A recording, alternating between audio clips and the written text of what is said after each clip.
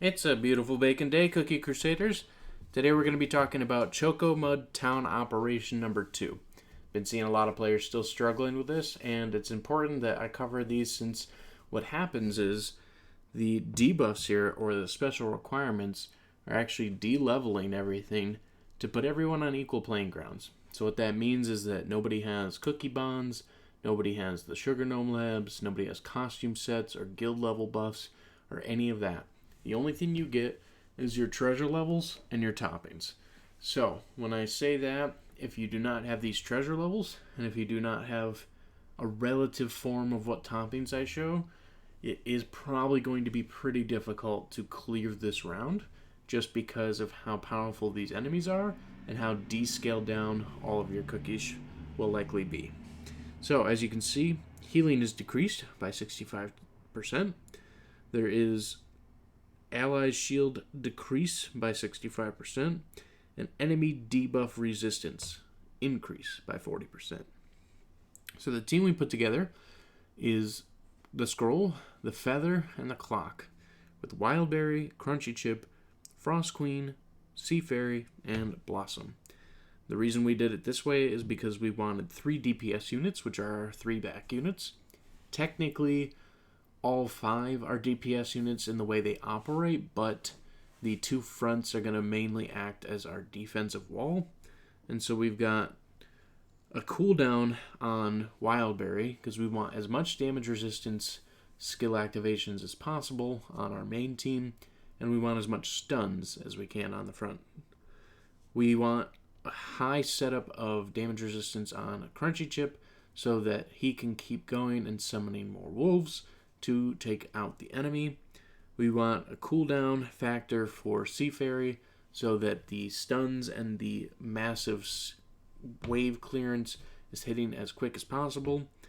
We want as high as damage as we can from Frost Queen so that when the freeze hits, it shatters the enemies as hard as possible. And we want a critical setup on Blossom so that when all the wave is hitting through, we are getting as much damage as we can. So, let's go ahead and jump in, and you can see the battle afoot.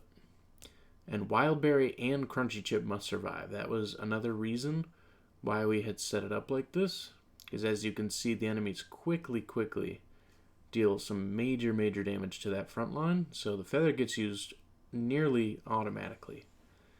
But our wave clearance handles the back rows pretty well. And then we have the damage resistance from Wildberry, and just barely getting that damage out onto the main unit.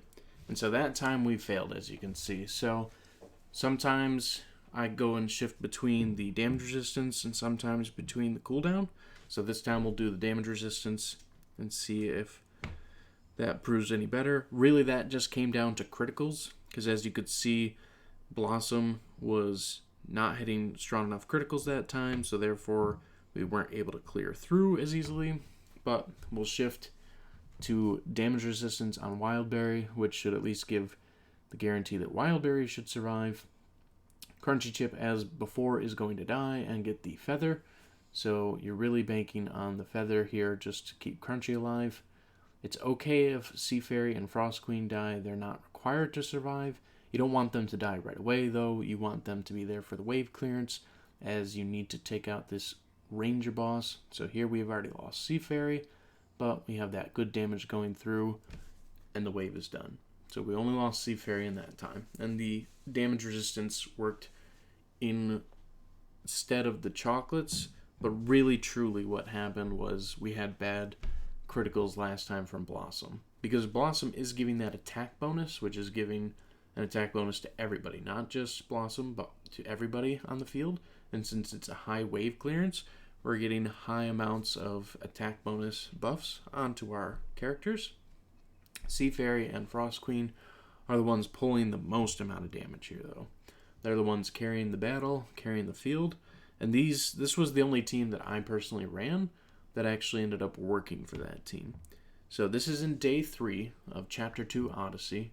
It's a pretty hard battle. I did struggle with it for quite a while because I was trying to find the team that would just carry right through it because of the fast damage that comes from the enemy team, and the fact that both Crunchy Chip and Wildberry have to survive. So if you guys have different teams that you ran that worked for you, I'd love to hear about it. If you're still struggling, I hope this was helpful for you so that you can get through it. And also, please be aware that in day 3, you have to restart multiple times to get through all the missions. I'm still trying to figure out the combination that gets me to 100%.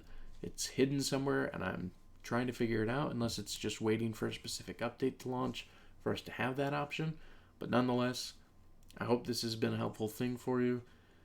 Thank you again for stopping by, and I hope you all have a wonderful day.